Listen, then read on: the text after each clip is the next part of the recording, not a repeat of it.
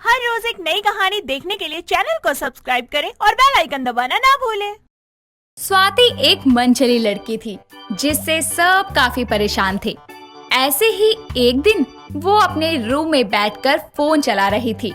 तभी उसकी भाभी प्रीति उसके पास आती है और उससे बोलती है, मैं अपने लिए पास्ता बनाने जा रही हूँ। आपको कुछ खाना है तो बताओ, मैं आपके लिए भी बना दूंगी। एक काम करो, आप ना मेरे लिए डोसा बना देना। प्रीति किचन में जाकर स्वाति के लिए डोसा बनाकर लाती है, जिसे देखकर स्वाति अपनी भाभी से बोलती है, क्या भाभी, आप बोर नहीं होती क्या? रोज रोज घर का वही फीका सा खाना खाकर। चलिए ना, आज हम बाहर चल के कुछ चटपटा सा खाते हैं। बाहर से? और मैंने घर पे जो बनाया है। ओ भाभी, कितना सोचती हो आप। अरे रखा रहने दो ये पास्ता और डोसा, माँ और भैया का फेवरेट फूड है, वो खा लेंगे। आप चलो मेरे साथ, नहीं तो मैं अकेली चली जाऊंगी। चलती हूँ, पर पहले माँ जी को बता दूँ ताकि हम लेट आए तो माँ जी और तुम्हारे भैया मयंक खाना खा लें।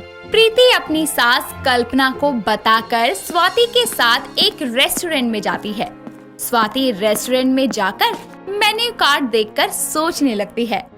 थोड़ी देर बाद में प्रीति उससे बोलती है, अगर कुछ सोच लिया हो तो ऑर्डर करें। भाभी, यहाँ कुछ भी ढंग का नहीं है और जो ढंग का है वो बहुत महंगा है। चलो यहाँ से, मेरा अब यहाँ कुछ भी खाने का मन नहीं है। ये बोलकर स्वाति अपनी भाभी को लेकर वहाँ से चली जाती है और रास्ते में गोलगप्पे देखकर उसे खाने को बोलती है, जिस पर प्रीति उसे बोलती है, पर आपको तो गोलगप्पे पसंद ही नहीं है। क्या भाभी, आप कितने सवाल करती हो। मेरा मन कर रहा है बस गोलगप्पे खाने का, तो मुझे खाने ही है। स्वाति खींचकर अपनी भाभी को गोलगप्पे वाले के पास लेकर जाती है, जहां वो एक गोलगप्पे खाकर अपनी भाभी से बोलती है, ओहो, हम तो बेकार ही आ गए यहाँ गोलगप्पे खाने। भैया रहने दीजिए, हमें नहीं खाने गोलगप्पे। ये बोलकर स्वाति गोलगप्पे वाले को पैसे दे प्रीति के साथ घर के लिए निकल जाती है, जहाँ प्रीति उसके ड्रामे देखकर मन ही मन में बोलती है, मनचली कहीं की, इसका कुछ नहीं होने वाला। एक पल में ये खाऊंगी, दूसरे पल में यहाँ जाऊंगी, जिससे शादी होगी पता नहीं उस लड़के का क्या होगा। स्वाति अपनी भाभी के साथ में घर आती है और अपनी माँ से बोलती है, माँ, बहुत भूख लग रही है, भाभी ने जो भी बनाया है ना वही दे दो। बाहर से खाकर आई, उससे भी पेट नहीं भरा क्या, जो घर में आकर भी खाना मांग रही है? अरे, आपकी मनचली बेटी का मन कहाँ मानता है, जब तक वो हमें अच्छे से परेशान ना कर ले। आप सब लोग मुझे बाद में जितना सुनाना है सुना लेना, लेकिन पहले मुझे कुछ खाने को दे दो, भूख के मारे मर जाऊंगी मैं। दे देंगे खाने को, पर जो मिलेगा तुझे वो चुपचाप खाना होगा। बोल, मंजूर है? आई प्रॉमिस, मैं कुछ नहीं बोलूंगी। भाभी, मैं फ्रेश होकर आ रही हूँ, आप जल्दी से खाना लगा दो। ये बोलकर स्वाति फ्रेश होने के लिए चली जाती है और कल्पना दोनों के लिए खाना लगाती है। फ्रेश होकर स्वाति बाहर आती है और खाने में करेला देखकर अपनी माँ से बोलती है, करेला? मैं करेला नहीं खाऊंगी। भाभी ने जो पास्ता और डोसा बनाया था वो कहाँ है? मुझे वही खाना है। फिर तो भूखी ही रह बेटा। ये बोलकर कल्पना वहाँ से चली जाती है। स्वाति मुंह बनाकर बिना कुछ खाए अपने रूम में चली जाती है। ऐसे ही कुछ दिन बीतते हैं। एक दिन स्वाति के लिए रमन नाम के लड़के का रिश्ता आता है। कुछ दिन बाद में रमन अपनी माँ गंगा के साथ में स्वाति को देखने उनके घर आता है। रमन स्वाति को देखकर पहले ही नजर में पसंद कर लेता है। ऐसे ही कुछ दिन और बीतते हैं और एक दिन स्वाति रमन को कॉल करके उससे बोलती है, आप बहुत बोरिंग इंसान हैं। क्यों? अरे कुछ दिनों में हमारी शादी होने वाली है, ये नहीं कि अपनी होने वाली बीवी को कहीं घुमाने ले जाऊं। बस इतनी सी बात? अच्छा बताओ, कहाँ घूमने जाना है? पहले तो तुम अपना शहर ही घुमा दो। ठीक है, कल चलते हैं। अगले दिन रमन टाइम पर तैयार होकर स्वाति को कॉल करता है। रमन का कॉल देखकर स्वाति मुंह बनाते हुए रमन से बोलती है, मुझे कहीं नहीं जाना। पर क्यों? कल ही तो बोल रही थी कि तुम्हारे साथ घूमने जाना है और आज मना कर रही हो। ओ, तो और क्या करूं? अपना शहर तो घूम ही रखा है ना। अरे लेकर ही जाना है तो आउट ऑफ सिटी ले चलो। स्वाति, आउट ऑफ सिटी का क्या है? वो तो हम शादी के बाद चले जाएंगे। मुझे शादी से पहले शहर से बाहर जाना है तो मतलब जाना है, और अगर आप मुझे नहीं लेकर गए ना तो मैं समझ लूंगी कि आप मुझे प्यार नहीं करते। ये बोलकर स्वाति फोन को रख देती है। रमन उसको बहुत मनाने की कोशिश करता है, लेकिन स्वाति नहीं मानती और रमन मयंक को कॉल करके सारी बात बताता है, जिस पर मयंक उसे बोलता है, अरे लेकिन शादी से पहले आप दोनों बाहर ऐसे? अरे माँ नहीं मानेगी। भैया आप बात करेंगे तो माँ जरूर मान जाएंगी। चलो मैं बात करके देखता हूँ। मयंक इस बारे में अपनी माँ से बात करता है, पर कल्पना नहीं मानती और उनका प्लान खराब हो जाता है। जिसके बाद रमन स्वाति से एक रेस्टोरेंट में मिलता है और उससे माफी मांगता है, पर स्वाति उससे नाराज होकर अकेले वहां से घर के लिए निकल जाती है और मेट्रो में उसकी मुलाकात उसके बचपन के दोस्त रणवीर से होती है, जिसे देखकर स्वाति उससे बोलती है, यार तू रणवीर है? सच में? अरे तू कितना बदल गया, इन कुछ सालों में तो तू बड़ा स्मार्ट हो गया। अरे बदल तो तू भी बहुत गई है। वैसे तू कहाँ जा रही है? कहीं नहीं, बस घर जा रही थी, पर अब नहीं जा रही। क्यों? तुम जो मिल गए हो, चलो मॉल चलते हैं, इसी बहाने मैं शॉपिंग कर लूंगी। काफी टाइम से मैंने शॉपिंग नहीं की। अरे गलत था मैं, तुम बिल्कुल नहीं बदली। तुम अब भी मनचली लड़की हो जो अपने मन की करती है। खैर अब तुमने ठान ही लिया है तो चलते हैं। स्वाति रणवीर के साथ में शॉपिंग करने के लिए चली जाती है। रमन स्वाति को काफी कॉल करता है, पर स्वाति उसके किसी भी कॉल का जवाब नहीं देती। अब स्वाति रमन से दूर होने लगती है और रणवीर के करीब। कुछ ही दिनों में स्वाति की सगाई के दिन पास आते हैं और अपनी सगाई से एक दिन पहले स्वाति अपनी फैमिली को रणवीर से मिलाकर सबसे बोलती है, माँ, भैया, भाभी, मुझे ये सगाई नहीं करनी। मैं रणवीर से प्यार करती हूँ और कल मैं उसी से सगाई करूँगी। स्वाति, ये तुम क्या बोल रही हो? शादी कोई बच्चों का खेल नहीं है। अगर तुम्हें रमन पसंद नहीं था तो तुम पहले बता देती। भाभी, मुझे रमन पहले पसंद था, लेकिन अब पसंद नहीं है। और वैसे भी शादी मेरी है तो लड़का भी मेरी पसंद का होना चाहिए ना। और रमन मेरी कोई भी जिद पूरी नहीं करता, लेकिन रणवीर मुझे बहुत खुश रखेगा, इसीलिए शादी तो मैं उससे ही करूँगी। बहुत कर ली तूने अब अपनी मनमानी। शादी तो तेरी होगी, वो भी रमन से ही। मैं मर जाऊंगी लेकिन रमन से शादी नहीं करूंगी। ये बोलकर स्वाति रमन को फोन करके शादी के लिए मना कर देती है और रणवीर के साथ गुस्से में घर से बाहर चली जाती है। ये खबर सुनकर रमन टेंशन में आ जाता है और कुछ समय बाद में अपने घर से निकल जाता है। तो वहीं दूसरी ओर रात के 12 बज जाते हैं, लेकिन स्वाति घर ना आकर रणवीर के साथ घूम रही थी। तभी कुछ गुंडे स्वाति को पकड़ लेते हैं और उन गुंडों को देखकर रणवीर स्वाति को वहीं अकेला छोड़कर भाग जाता है। और तभी सही समय पर रमन वहां आता है और स्वाति को गुंडों के बीच देखकर उसकी जान बचाकर उसे घर ले आता है। ये सब जानकर मयंक स्वाति से बोलता है, अरे तू उस इंसान के लिए रमन को छोड़ रही थी जो तुझे प्रोटेक्ट भी नहीं कर सकता। रमन, मुझे माफ कर दो। मैं हमेशा ही बिना सोचे समझे बेवजह कुछ भी कर देती हूँ। मेरे चलते न जाने कितने लोगों को हर्ट हुआ, लेकिन अब मैं समझ गई हूँ, मैं ऐसा कभी कुछ नहीं करूँगी दोबारा। स्वाति अपनी गलती की सबसे माफी मांगती है और अगले दिन दोनों की सगाई हो जाती है, जिसके बाद वो अपनी मन की करना बंद कर देती है और सब खुशी खुशी रहने लगते हैं।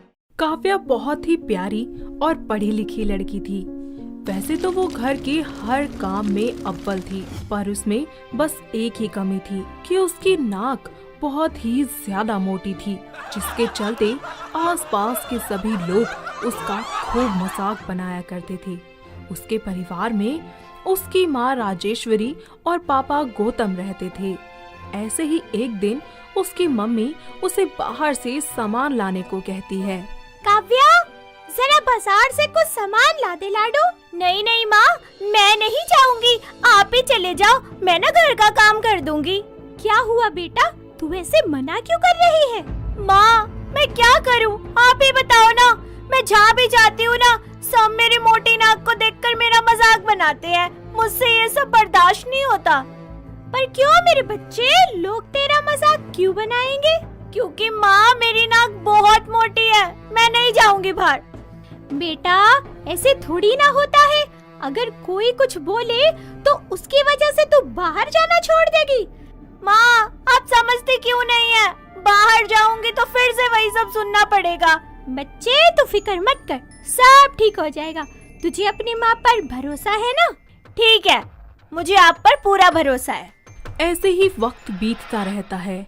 एक दिन काव्या कमरे में बैठी अपने फोन में इंस्टाग्राम चला रही होती है कि तभी उसे विक्रांत नाम के लड़के की रिक्वेस्ट आती है, जिसे काव्या एक्सेप्ट कर लेती है और दोनों में बातचीत होना शुरू हो जाता है। साथ ही उनकी बातों और मुलाकातों का सिलसिला भी चालू हो जाता है। धीरे धीरे विक्रांत काव्या को पसंद करने लगता है। साथ ही उसकी मोटी नाक से भी उसे कोई दिक्कत नहीं होती। ऐसे ही एक दिन विक्रांत काव्या से सीसीडी में मिलता है। काव्या, मैं तुमसे अपने दिल की बात कहना चाहता हूँ। हाँ बोलो। काव्या, मैं तुमसे बहुत प्यार करता हूँ और तुमसे शादी भी करना चाहता हूँ। सच में विक्रांत, तुम मुझसे शादी करना चाहते हो? अरे नहीं, तुम्हारे पड़ोसियों से शादी करना चाहता हूँ। अरे ऑब्वियसली यार, तुमसे ही करूँगा ना। Will you marry me? Yes Vikrant, I will marry you. ये फैसला दोनों अपने अपने घर वालों को बता देते हैं और थोड़े ही दिनों बाद घर वाले आपस में बात करके उनका रिश्ता पक्का कर देते हैं। साथ ही विक्रांत और काव्या की शादी भी करवा देते हैं। शादी के कुछ दिन बाद सब कुछ अच्छा चलता है। काव्या अपने ससुराल की सारी जिम्मेदारियां अच्छे से संभाल लेती है। उसकी सास मालती अपनी बहू के गुणों से तो बहुत खुश होती है, पर जब भी वो उसकी मोटी नाक देखती तो उसका गुस्सा 7वें आसमान पर चढ़ जाता। ऐसे ही एक दिन काव्या की सास उस पर अचानक से चिल्ला पड़ती है। अरे बहू, ओ बहू, जरा एक कप चाय तो बना दियो। जी माँ जी, ये लीजिए चाय। छी, थू, अरे निकम्मी, ये तूने कैसी चाय बनाई है? बिल्कुल बकवास, एकदम तेरी नाक जैसी। माँ जी, ये क्या कह रही हैं आप? आप चाय का कंपैरिजन मेरी नाक से क्यों कर रही हैं? आई बड़ी, मैं सब कुछ कर सकती हूँ। अरे अपना नाक देख तू, ऐसा लगता है किसी ने दही भल्ले का भल्ला निकाल कर तेरी नाक पर रख दिया हो। माँ जी, ये कैसी बातें कर रही हैं आप? अगर मेरी नाक मोटी है तो इसमें मेरा क्या कसूर है?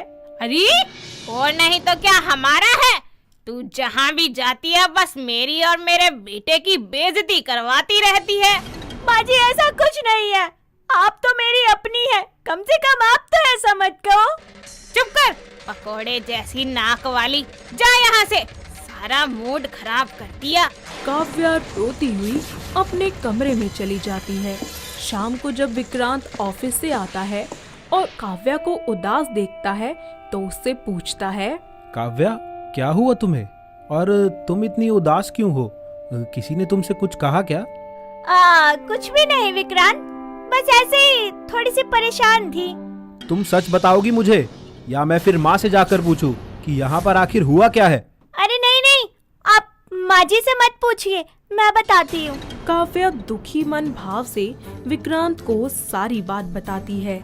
ये सब सुनकर उसे बहुत गुस्सा आता है। वो गुस्से से लाल पीला होकर अपनी माँ के पास जाता है और चिल्लाने लगता है। माँ, आज आपने कैसे बात करी काव्या से? आपको पता नहीं कि वो आपकी बहू है? आप ऐसा आखिर कैसे बोल सकती हैं? हाँ तो क्या हुआ, कह दिया मैंने उसे, मोटी पकोड़े जैसी नाक वाली। तू लाया ही है ऐसी बीवी, तो मैं क्या करूं? इतनी फिक्र थी तो कोई खूबसूरत लड़की लाता, बड़ा आया बीवी की शिकायत करने वाला। माँ, आपसे तो बात करना ही बेकार है। जब आपने उसको अपनी बहू मानना ही नहीं तो फिर क्या ही बात करनी है आपसे। लेकिन माँ, आप एक दिन बहुत पछताओगी। हाँ, अब तो तू भी अपनी बीवी की ही भाषा बोलेगा ना। ऐसे ही वक्त बीतता जाता है और दोनों माँ बेटे में काव्या को लेकर आए दिन कहासुनी होती ही रहती। ऐसे ही किसी दिन काव्या घर का सामान लेने बाहर मॉल में गई होती है और मालती घर में अकेले होने के कारण खुद ही खाना बनाने रसोई में चली जाती है। जैसे ही वो खाना बनाने के लिए गैस ऑन करती है कि तभी मालती की एक सहेली उनके घर आ जाती है और वो उससे बात करने में व्यस्त हो जाती है और मालती भूल जाती है कि उसने गैस के नॉब को ऑन ही छोड़ रखा है। कुछ ही देर बाद मालती की सहेली वहाँ से चली जाती है और काव्या भी सामान लेकर वापस घर आ जाती है। तब माँ जी, मैं आ गई घर का सामान लेकर। ठीक है, जा सामान रख दे और मेरे लिए थोड़ा सा सूप बना दे। काव्या रसोई में सूप बनाने जाती है कि उसी वक्त मालती को गैस की बदबू आती है और मालती को ये याद आता है कि उसने गैस की नोब ऑन करके ही छोड़ दी थी। मालती फौरन अपनी बहू को बचाने के लिए रसोई में पहुंच जाती है और गैस जलाने से उसे रोकती है। अरे अरे माँ जी, आप मुझे रोक क्यों रही हैं? आप ही ने तो कहा था सूप बनाने के लिए। अरे चुप कर तू। वैसे तो तू इतना ध्यान रखती है और आज तुझे पता नहीं चला कि गैस का नॉब ऑन था। अगर तुझे जरा सा भी कुछ हो जाता या मुझे देर हो जाती तो मैं अपने बेटे को क्या जवाब देती? उसे तो यही लगता ना कि मैंने तुझे मार डाला, इस आग में झोंक दिया तुझे। नहीं माँ जी, ऐसा कैसे हो सकता है? जब तक आप जैसी प्यारी सी सासू माँ मेरे साथ है, मुझे डरने की क्या बात है? शुक्रिया माँ जी, आपने तो मेरी जान बचा ली। अरे मैंने तेरी नहीं बल्कि अपनी मदद की है। तुझे कुछ हो जाता तो मेरा बेटा मुझे जेल भिजवा देता चक्की पीसने के लिए, और इस उम्र में मैं बुढ़िया जेल में चक्की नहीं पीसना चाहती। अरे माँ जी, अब मान भी जाओ ना कि आपको मैं अच्छी लगती हूँ और आपको मेरी चिंता भी है। हाँ हाँ, आई बड़ी दादी अम्मा, मुझे ज्ञान देने वाली। जा काम कर। हाँ बाबा, जाती हूँ। मेरी प्यारी सासू माँ, मेरी रसमलाई। इस तरह गुजरते वक्त के साथ साथ काव्या का अपनापन और अच्छाइयाँ देखकर मालती का हृदय परिवर्तन हो जाता है और वो अपनी बहू को इस रूप में भी स्वीकार कर लेती है। साथ ही अब उसे अपनी बहू की मोटी नाक से भी कोई दिक्कत नहीं होती। फिर सब मिलकर एक साथ खुशी खुशी रहने लगते हैं। दोस्तों, अगर आपको ये कहानी पसंद आई तो इसे लाइक करें, शेयर करें और कमेंट करके बताएं कि कहानी में आपको सबसे अच्छा क्या लगा।